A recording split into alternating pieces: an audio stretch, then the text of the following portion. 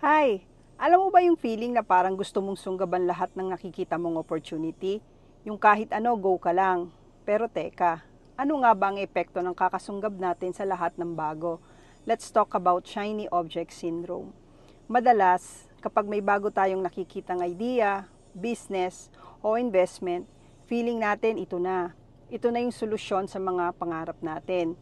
Kaya, todo tayo, gagastos, mag-i-invest ng oras at effort, pero minsan ba naisip mo, ano yung hindi natatapos o naaabot kasi lagi tayong tumatalon sa bago?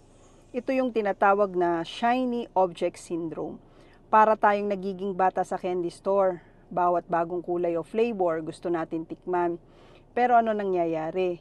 Imbis na isa lang ang focus natin, nagkakagulo tayo sa dami. Nauubos ang energy at resources natin sa mga bagay na di naman talaga natin napapalalim o natatapos.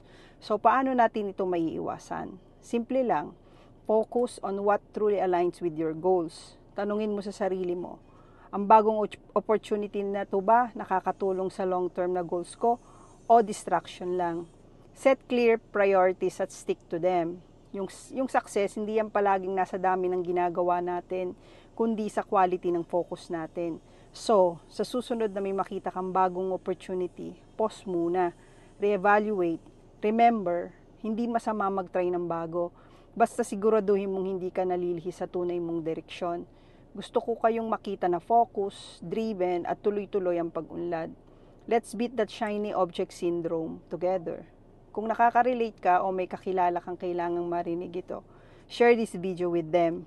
Let's stay focused and achieve your dreams one step at a time.